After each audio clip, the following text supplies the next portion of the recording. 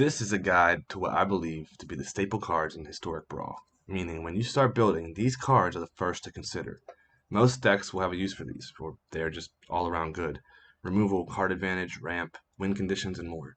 Remember this list, the list of cards that I personally use in most Historic Brawl decks. This will be an ongoing series, so at the end of the video, if you liked or even gained anything from this video and want to see more, drop a sub. Thanks. Alright, welcome back. Today we're going to be talking about blue historic staples. And well, there's some things blue does very well. There's some things blue doesn't do good at all. Like removal, blue has like 0 removal. The closest thing you get to removal is like bounce spells, which is like return target creature to its owner's hand. Frogify loses all abilities. These are some cards that blue does as removal. Let's just go through the bounce spells. And one thing blue does substitute the removal for is control magic, which would be counter spells, stuff like that, bounce spells. So we are going to go through our bounce spells and our control spells, our counter spells that I would use more often than not. There's a lot of control magic, there's a lot of counter spells, and it really depends on the decks, but some of the ones that I would just like to highlight, I put in this video first, and so we're going to start with, we'll go with Aether Spellbomb. Just really utility, the fact that you could draw or bounce something. Also, being a permanent card, you can get some good stuff going with it, something to return it back to your hand, stuff like that. Replay it, reuse it, maybe reanimate it from your graveyard, depending on what other colors you're in. It's a good card. Then we got the Into the Roil. There's another card just like it, same exact spell, but pretty much it's a bounce spell which also can draw your cards. Then we go Divided by 0, return target spell at permanent with mana value 1 or greater to its owner's hand. Now, this card is something I overlooked a lot at first because I thought it was like 1 or less. Just because you see 1, I just assumed it was lower. But this is a spell or permanent, so that means if they're casting it, it can double as a counter spell and you just return it back to their hand. Or if it's just a permanent on the board. So this is super utility, has a lot of uses, instant speed, really good card. Baron, if you're looking for something that's like a creature that's going to stick to the board and also bounce something, he's really good. And he can also have some good little combos and trickeries with him if you aim at your own guy. Then we got Brazen Borrower.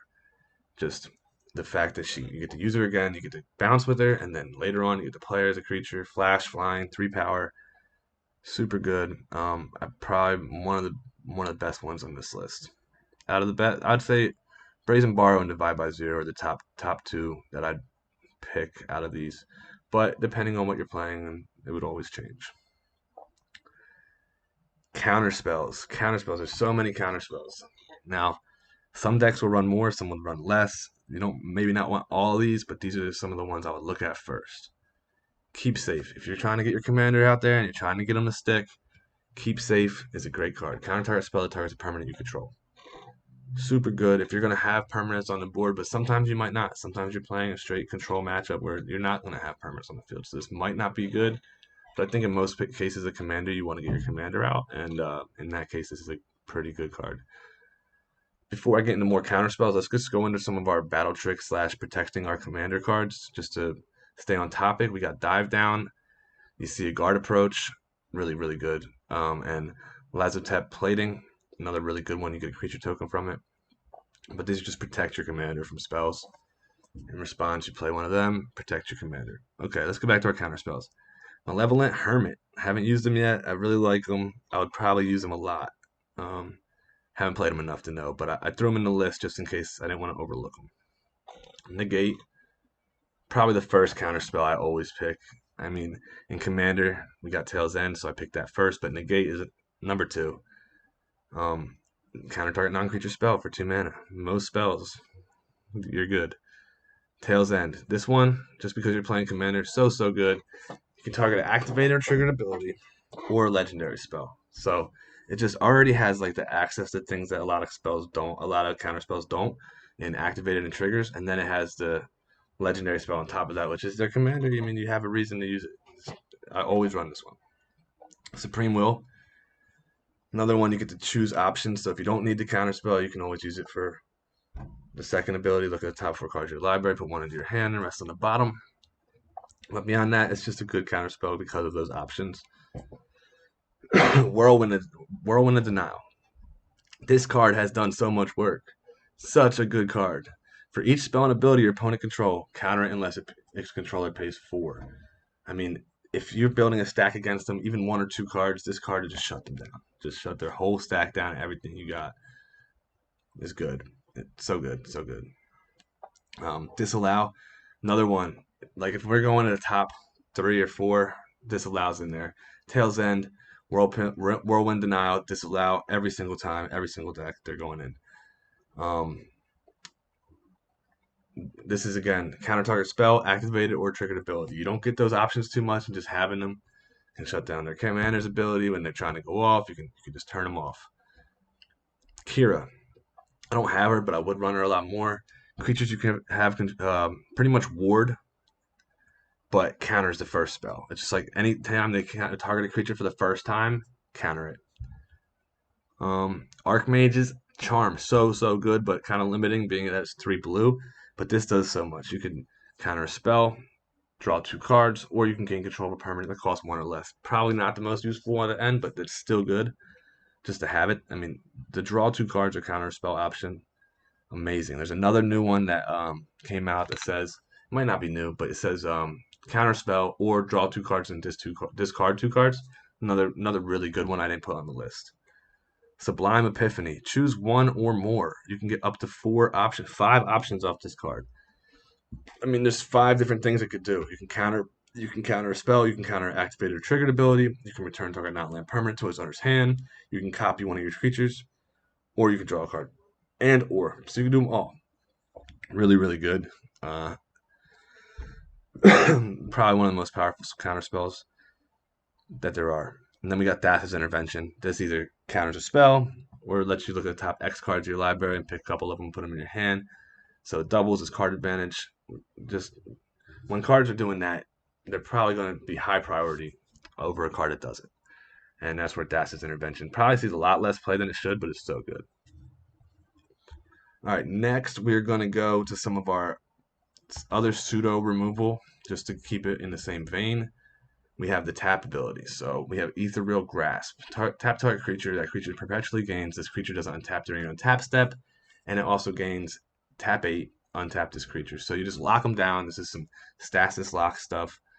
We got the Icebind Pillar, tap target artifact or creature. And then Verity Circle. Whenever a creature an opponent controls becomes tapped, if it's not being declared as an attacker, you can draw a card. So we got some card advantage off that. Plus, it gives you the enabler to tap target creature without flying, which would automatically trigger that draw card. Really, really good. Then we got some of these like pseudo board wipes. They're just like bounce wipes. Return all creatures to their owner's hands except for Krakens, Leviathans, Octopus, and Serpent. Pretty good. Most of the time, you're not going to see those types of creatures on the field anyway, so it just bounces everything. One of the better ones because it costs 4, but then we got Flood of Tears. This one returns all non-land permanents to the owner's hands, and if you had at least 4 permanents, is it 4?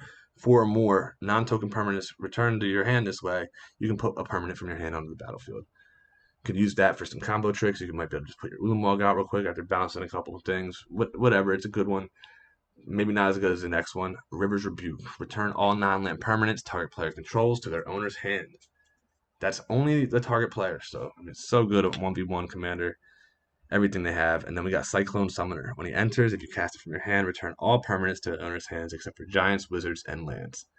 And that includes him. He's going to stay out. All your lands stay out. If you have any wizards, you can make some good advantageous plays with this guy. He's pretty cool. He's new. I like him a lot. Another thing blue does is take extra turns. I want to highlight some of those spells, so we'll just do that real quick. We'll get into the draw spells probably last, but or next. Anyway, Time Warp.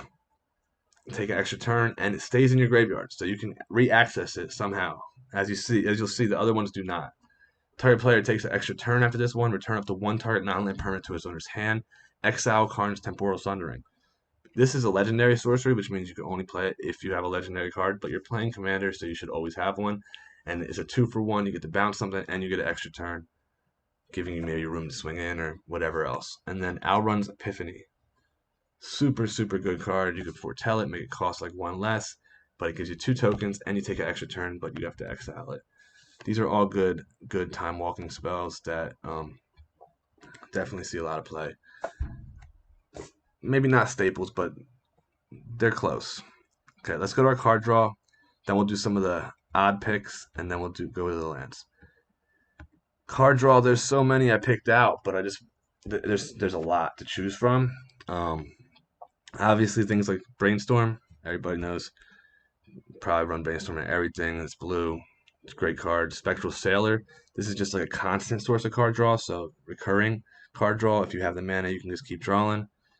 Search for Azcanta. Again, some card advantage, not card draw per se, but you get to move things out of your way, and eventually it flips into a land that gives you even more card advantage where you can search the top 4 cards of your library for instants and sorcery cards. So, well, actually, non-creature cards. I thought it was instants and sorceries.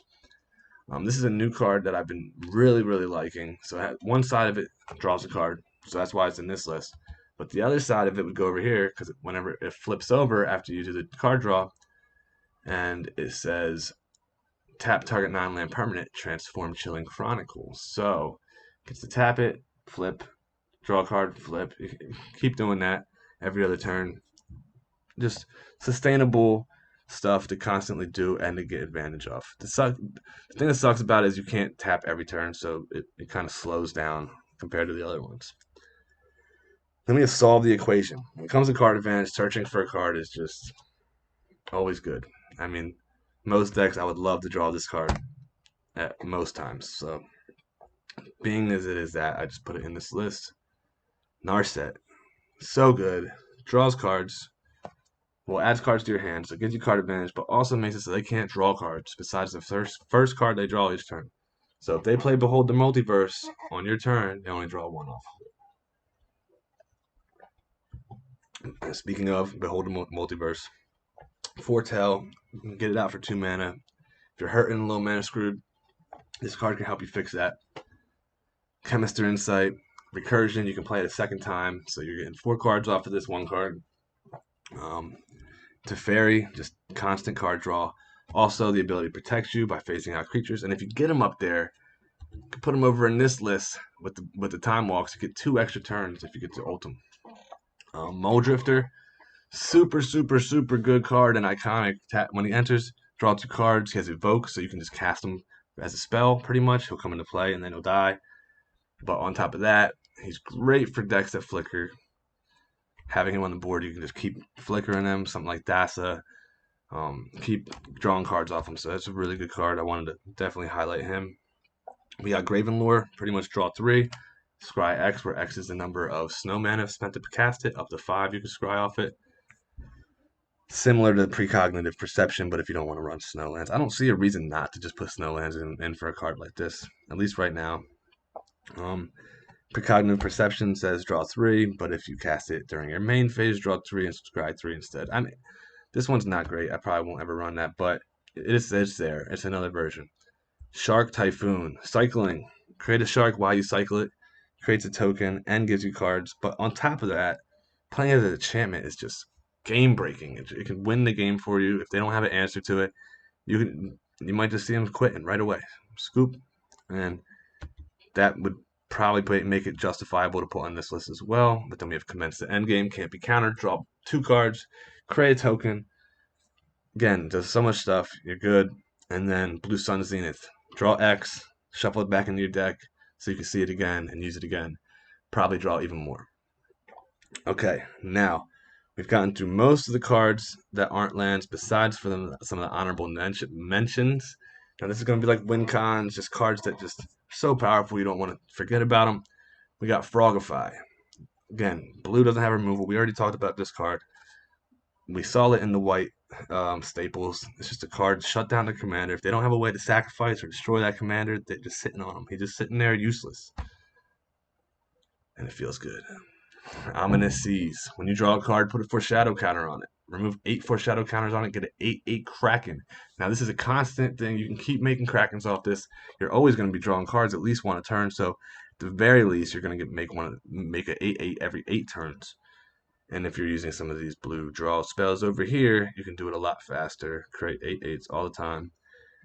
Pretty hard to deal with if they don't have some removal for the Ominous Seas.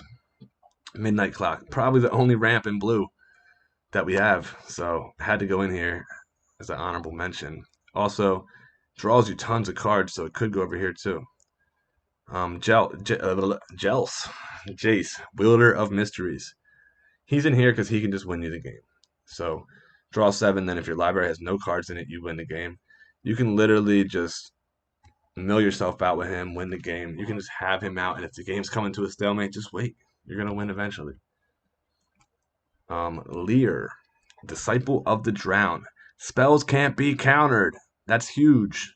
Now, because of that ability being kind of redundant with itself in the color it is, blue, I might not call him a staple, but in anything that's not running heavy counter magic, I would say he is a staple. Because on top of the spells can't be countered, he says instants and sorceries in your graveyard have flashback. I mean, so powerful. I don't think you can not run this guy. We already talked about Shark Typhoon, and then we got Kiora, Best of the Sea. Is it Beasts or Bests? Beasts, Best of the Sea God. Okay, I don't know. Anyway, create an 8/8 blue Kraken when it enters with hexproof. Then tap all non-land permanents target player controls. They don't untap during their next untap step. Then gain control of a permanent, untap it, all for 7 mana. It's a lot of stuff, so much value. Could turn the tide of the game with this card.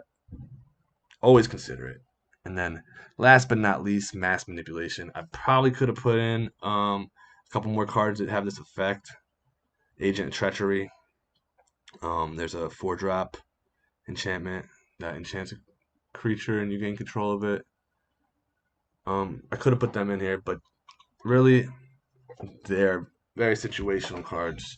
Agent Treachery fits in a lot of decks because he combos with a lot of stuff. He works with a lot of stuff, but just generically, Mass Manipulation is so good. You can steal a couple permanents from them, a couple creatures or planeswalkers, whatever. Again, turn the tide of the game. That's what these cards do, or these cards, most of them. Now let's get to our lands. Last but not least, the lands. Blue has a decent amount of lands. I almost even put in the wizard land that returns a wizard to your hand because it's just so good, but it's not a staple. We have Castle Vantress. So good. Scry 2. Whenever you have the open mana, gotta have it. Cycling. Manland becomes a 7/7 with Ward. Lonely Sandbar, cycling. Memorial to Genius, drawing cards off your lands. Mystic Sanctuary, getting spells back with your land. Thriving Isle, same reason as the other ones. If you play in a deck that's more than one color, this can just really fix your mana at that point. I mean, really good card, and that's it. Now, like I always say, if you guys liked it, if you guys had any kind of cards that you thought should have been on this list that I didn't put on this list, go ahead and put them in the comments below. If you liked the video and you just want to say you liked the video, you do that too. But definitely hit that subscribe button because there's going to be more content coming. This is only the 3rd video out of 6. So there's a bunch more, 3 more. But also, I have another video coming out right after this of me playing some Historic Brawl. If you guys like Historic Brawl content and want to see some of the decks I build, go check that out. Thanks for watching. I'll catch you next time.